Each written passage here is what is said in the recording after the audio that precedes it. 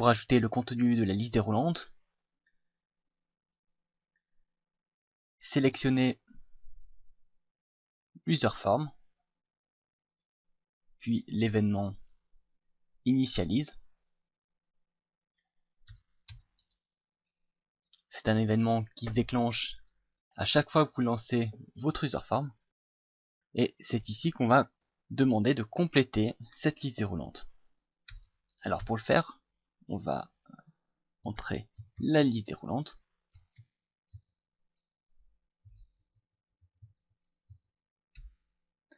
Et vous avez en premier add item. C'est ce qui nous intéresse. Et je vais mettre une couleur pour vous montrer ça.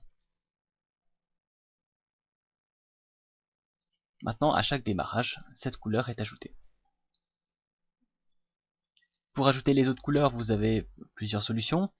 Dans le cas présent, il n'y a qu'un nombre limité de couleurs et ça ne va pas changer par la suite, donc on pourrait très bien faire du copier-coller et modifier ensuite simplement les couleurs. Mais je vais vous montrer plutôt la version avec une boucle. Ça vous sera plus utile par la suite. Alors, je vais créer une variable tableau couleur égale array, et je vais entrer ensuite dans ce tableau les différentes couleurs.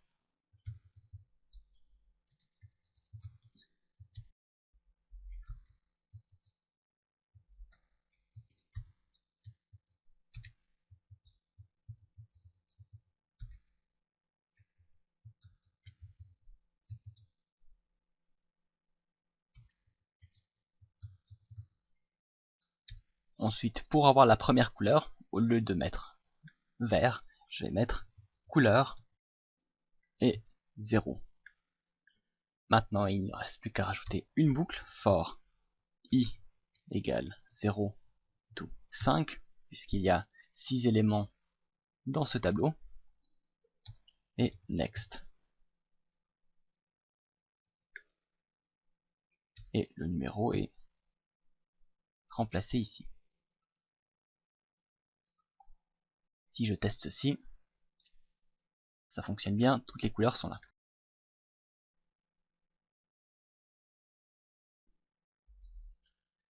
Si le nombre des éléments de votre tableau peut varier, au lieu de devoir changer cette valeur à chaque fois, vous avez une fonction bien pratique qui est ubound. Vous entrez votre tableau à l'intérieur, et cette fonction vous renvoie le numéro du dernier élément du tableau. Donc dans le cas présent, c'est 5.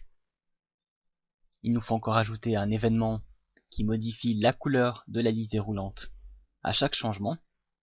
Pour cela, vous avez change. Je vais ajouter une variable numéro de couleur égale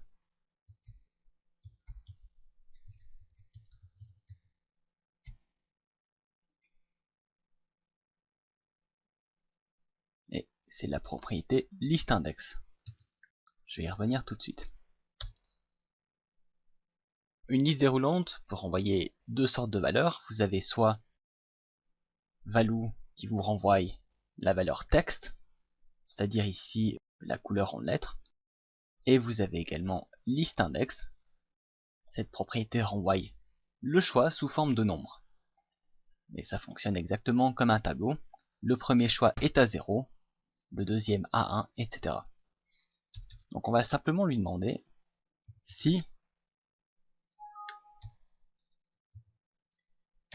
numéro de couleur égale 0,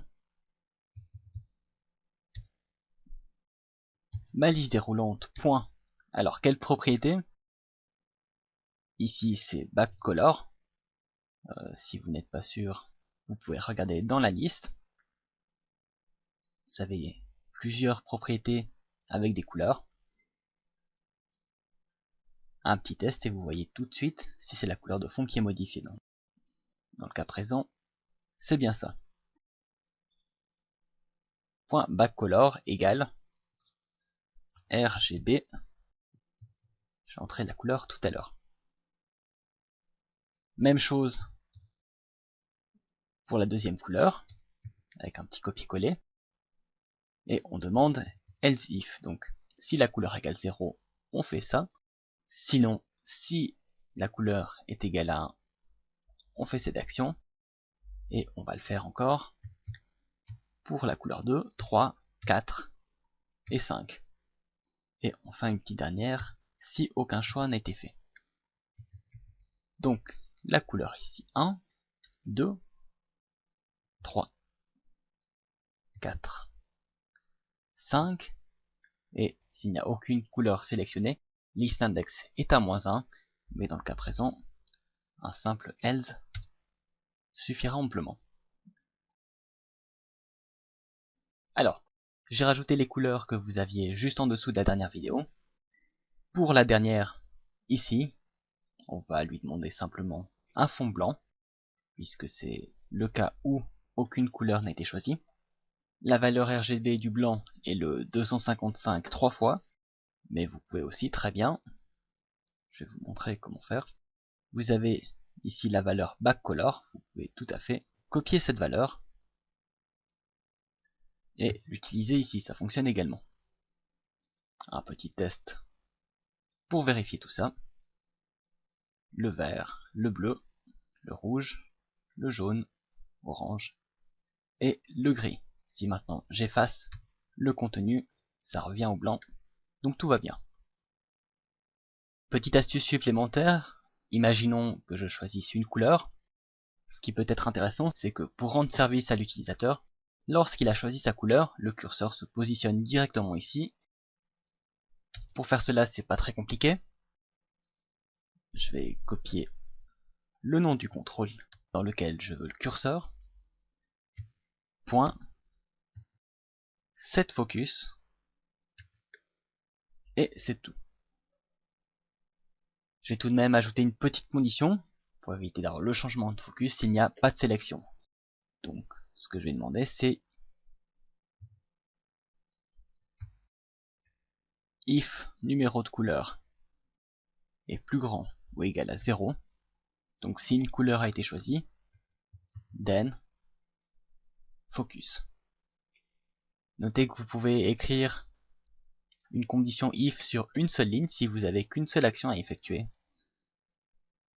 Un petit test pour vérifier que ça fonctionne correctement. Je vais choisir une couleur. Et à ce moment-là, vous voyez que le curseur s'est positionné immédiatement ici. Pour le prochain exercice, je vous laisse chercher une solution pour ouvrir cette user form lorsqu'on double-clique sur le calendrier, que ce soit sur le jour ou sur la case de notes. Et à l'ouverture, je vous demanderai également de remplacer date par la date du jour qui a été sélectionnée.